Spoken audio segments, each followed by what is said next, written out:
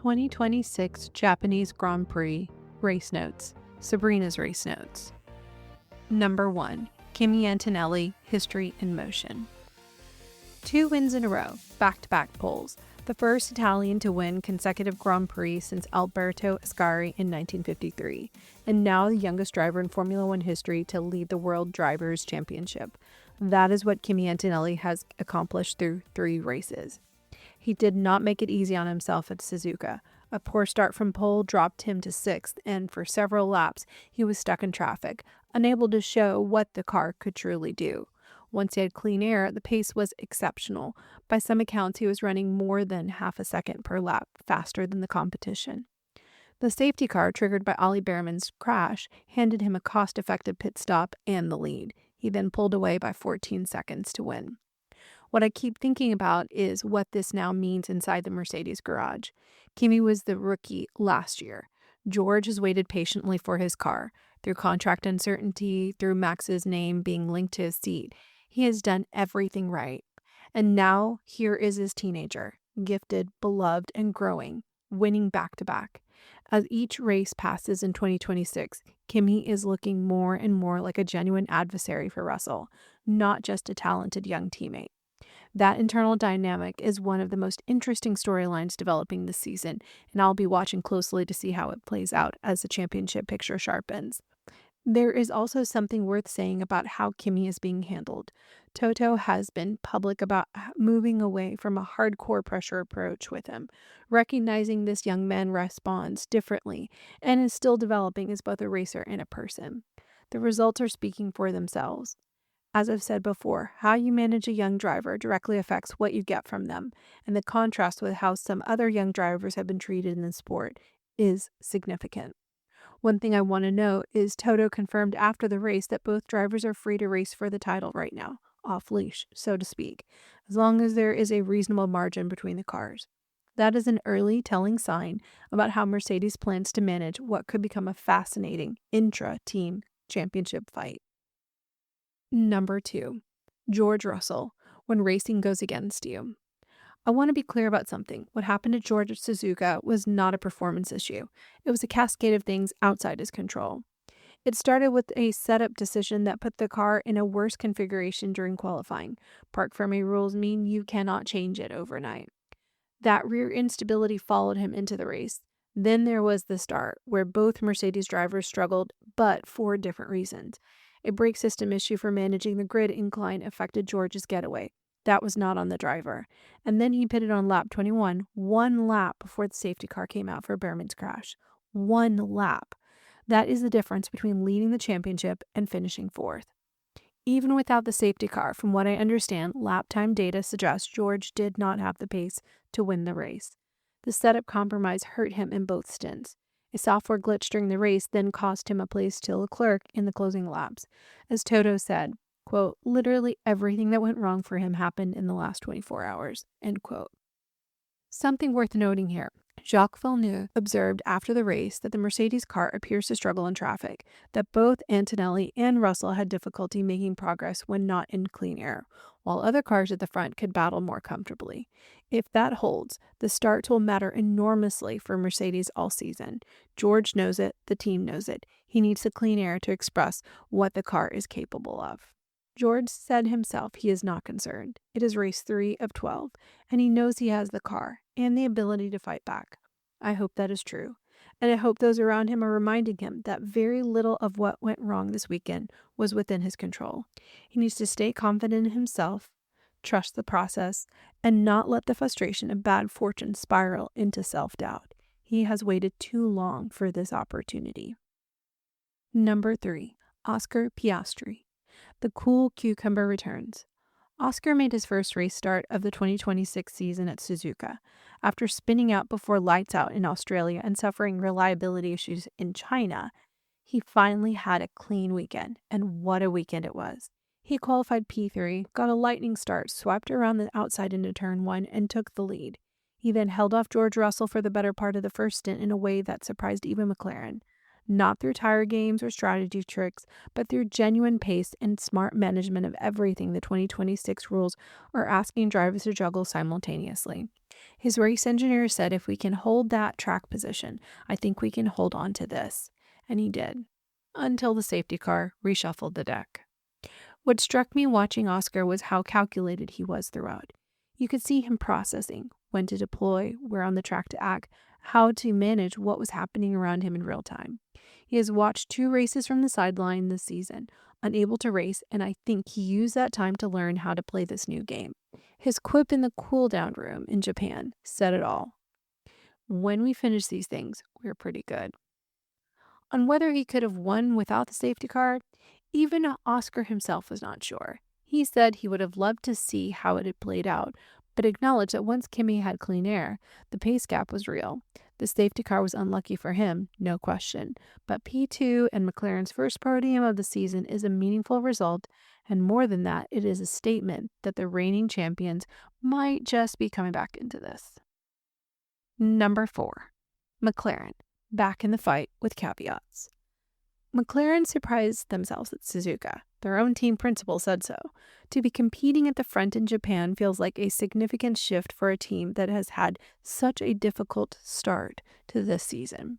Part of this was genuine progress. McLaren has made gains in what Andrea Stella calls power unit exploitation. They are getting closer to understanding and using the Mercedes power unit the way it is designed to be used. Their single lap deficit to Mercedes dropped dramatically compared to previous rounds. But Stella was honest. Some of it was Suzuka specifically. The track was freshly repaved, which provided excellent grip and masked McLaren's front graining weakness that has hurt them in Australia and China. Ferrari still appears to have the aerodynamic edge in the corners. McLaren's strength right now is the power unit side relative to Ferrari, but their chassis still needs work.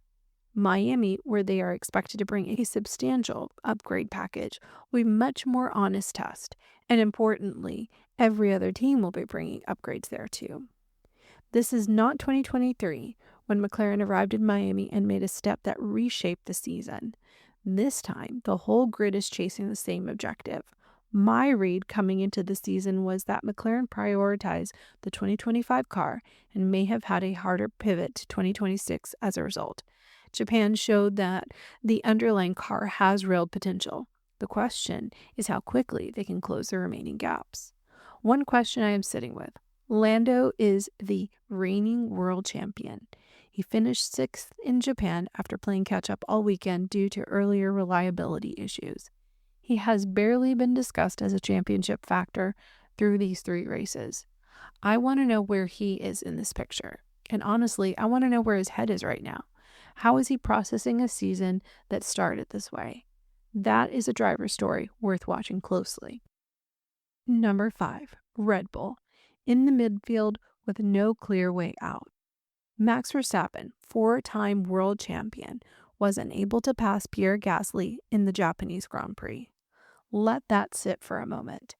He acknowledged it himself with characteristic directness. Quote, "At the moment, I feel we are a bit more in the midfield battle than up at the front." End quote. He was careful not to diminish Alpine. They are doing a good job, he said.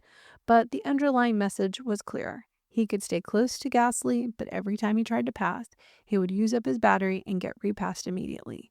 That is not a driver problem. That is a car problem. I thought Max handled this with genuine diplomacy, both internally and externally. He was careful to acknowledge that the competition is doing a good job, not just pointing at his own team. But I think he sees this as a leadership and management issue, and that framing is deliberate. And Isaac Hadjar was even more direct after the race, calling the RB22 terrible and saying publicly that, quote, "We have no lead on how we can make the car faster," end quote. He also called it dangerous. When a driver says something that stark publicly, the situation internally must be even more difficult to sit with. As I have said in previous notes, I think what we are seeing at Red Bull right now is about the team as much as the regulations.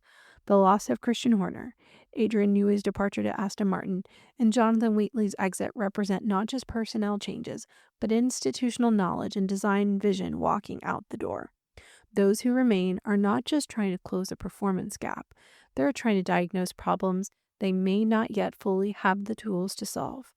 Laurent Mekies has enormous pressure on him, and I hope he has the room and the time to work through it. After Saturday's qualifying, Max seemed resigned. One report noted that not even in Dutch did he have the words. On Sunday, he was more relaxed, almost jovial. My read is that the acceptance of the situation, and maybe even the mental space of considering stepping away, has paradoxically made him more at peace on race days. He is someone who operates at the front. That is his entire orientation. If Red Bull cannot give him that, I think we will hear more from him about his F1 future, and I do not think those conversations will be idle. Number 6. Ferrari, keeping my expectations measured. In my China notes, I said Japan would be the real test, the first chance to see whether Ferrari could genuinely battle Mercedes in race conditions at a circuit that should suit Charles more than the first 2 rounds did.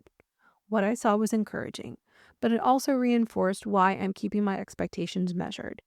Charles Leclerc delivered a superb drive to secure P3. He pitted early, got caught out by the safety car, and then had to fight his way back through the field and defend ferociously against George Russell in the closing laps. He executed it well. Ferrari's 3-race podium streak is encouraging, but Fred Vasseur was candid about where they stand. They have a straight-line deficit relative to Mercedes and a lot of development work ahead. What I appreciated about his framing is that he acknowledged the same is true for everyone on the grid right now.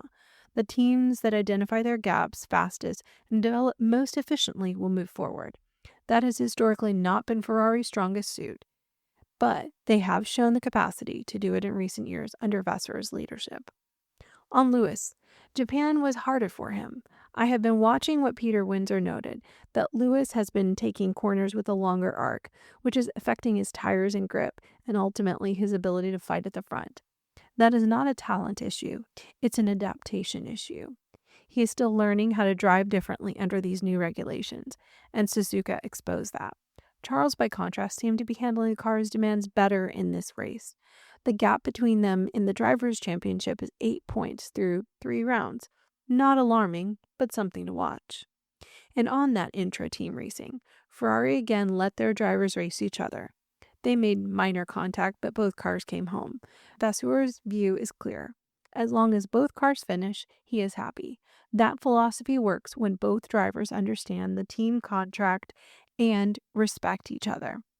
What happens when one of them is fighting for the championship in the second half of the year is a different question, and one I'll be watching. Number 7. Ollie Bearman, closing speeds and a safety issue that cannot be ignored. Ollie had been on the crest of a wave coming into Japan. P5 in each of the first 2 races, the highest placed midfield driver in Australia, and a 100% points record.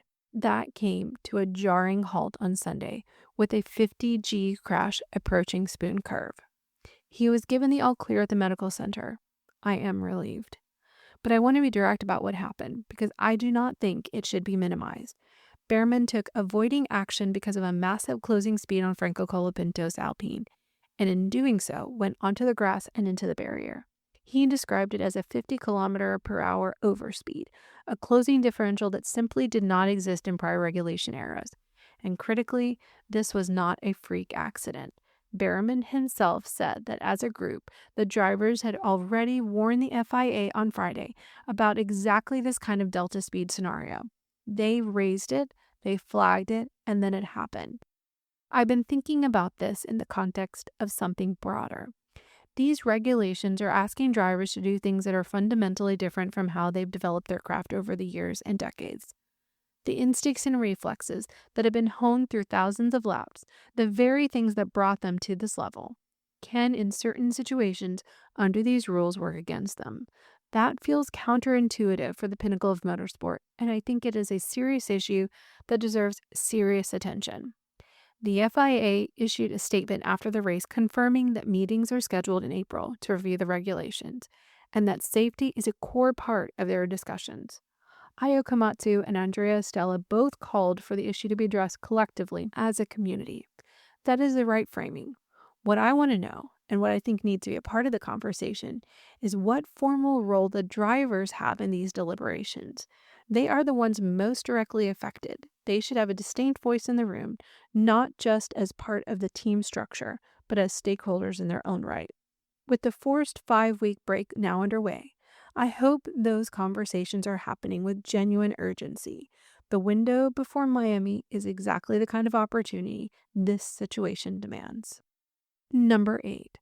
The 2026 regulations. Interesting, not exciting, and that matters. 3 races in, and I remain where I have been, open but skeptical.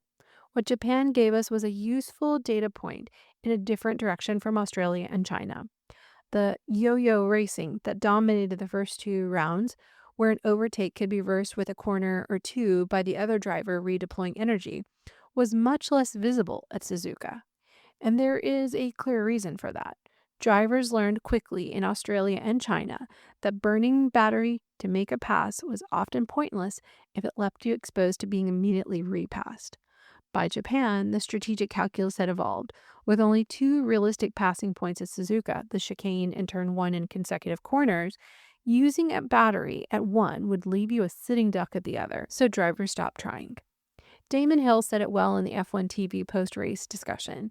The racing is interesting and tactical. Jacques Villeneuve's version was more pointed. It is interesting, not exciting, and what you get from it depends on what you want out of Formula One. That distinction matters to me. I actually enjoy being intellectually engaged. I do not want to lose that dimension. What I take issue with is when an overtake gets treated by the broadcast as a decisive moment, when under these rules, it is often not. The pass happens, the commentary gets excited, and then 2 corners later, the positions swap back because the driver who just overtook is out of battery. That is not a dramatic pass. That is a sequence I'm still waiting to understand. The celebration feels premature. What Hill and Villeneuve also said, and what I think is underappreciated by most viewers, is the cognitive and physical load on the drivers. Hill described it as patting your head, rubbing your stomach, juggling, and solving a math equation simultaneously. He and Villeneuve, both former world champions, said the strain on today's drivers exceeds anything they experienced in their careers. Liam Lawson said after the race that there is simply far more to think about this year, and that an overtake is no longer conclusive. You may pass someone only to find that they have repassed you before the next straight. Drivers are learning to calculate not just whether they can pass, but whether the pass is sustainable. I keep coming back to a statement I read after Japan. Max has said that recharge and deploy format is the antithesis of driving challenge he expects from the pinnacle of motorsport. And at times he would rather spend time with family than drive these cars. That is a remarkable statement from a 4-time world champion. It tells you something. Where I land after Japan, the 2026 product is circuit dependent. Suzuka calmed things down relative to the first 2 rounds, but that was partly because of the track's characteristics, not necessarily because the regulations have been resolved. Miami will be another test. I remain open to being convinced. I remain skeptical until I am. Number 9. Audi. When the fundamentals are the problem. Audi started both cars in Japan for the first time this season, which itself is a measure of where things have been. And their race pace showed the car has some potential. Nico Hülkenberg recovered from 19th to 11th, just outside the points, which suggests there is something to work with. But the starts remain concerning. Gabriel Bortoleto called their getaways terrible. And from what I understand, the issue is not something that can be patched quickly. It goes back to fundamental design decisions that will take significant time to address. This is not a tune-up problem. It is a structural problem. And this baffles me genuinely. Audi was positioned coming into 2026 as a team that should have had deeper hybrid knowledge than most, given their other motorsport programs. The whole premise of their entry, and from what I understand, they were a driving force behind the 50-50 hybrid focus in the new regulations, was that this rule set would play to their strengths. And yet here they are, with a start problem rooted in the very thing they were supposed to know best. Number 10. Aston Martin and Honda. One box on a very long list. Honda's home race at Suzuka ended with one Aston Martin car finishing for the first time this season. That is what counts for relief at this point for that partnership. Lance Stroll retired with a water leak. Fernando Alonso came home to a lapped 18th, half a minute behind the lead Cadillac.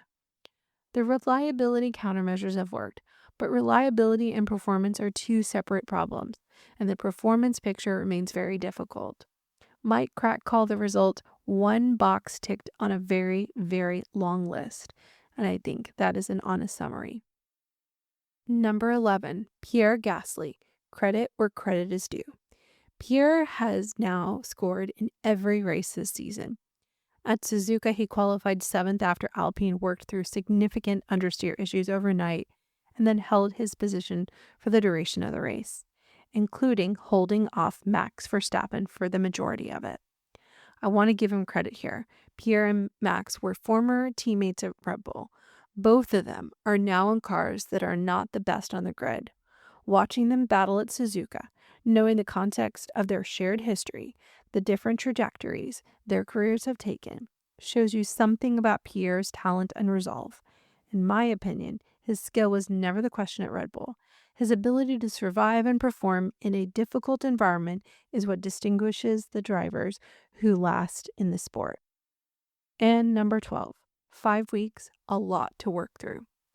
The next race is in Miami on May 3rd. For the teams, engineers, and drivers, that is 5 weeks to regroup, develop, and in some cases make changes that could significantly reshape the competitive order. Multiple upgrade packages are expected at Miami. The safety discussions triggered by Bearman's crash are scheduled for April. The ADUO framework, the Additional Development Opportunity System for manufacturers significantly behind on internal combustion engine power, is also being recalibrated after the Bahrain and Saudi cancellations changed the original measurement timeline. There is a lot happening in this break that will not be visible, but will matter enormously when the cars are back on track. After 3 races, Mercedes leads, and their advantage is real. Kimi Antonelli is the youngest championship leader in Formula One history. Ferrari is second best, with genuine development potential but familiar strategic questions. McLaren showed in Japan they are not out of this. Red Bull is in the midfield with no clear path forward. And multiple drivers, including the 4-time world champion, are questioning whether this is the formula they want to be racing in. That is a remarkable thing to say 3 races in. Miami cannot come soon enough. Dick's race notes. Hey Sabrina, here are my race notes. Number 1. Ollie Bearman's crash was no one's fault except the rulemakers. The drivers had been saying for quite some time that there was going to be an accident like this, and no one was paying attention. Can you imagine if this happened on a street circuit like Monaco or worse, Baku? Ollie got away with that crash with a badly bruised leg, but he would not have been that lucky if instead of hitting a tire wall, he hit a concrete barrier instead.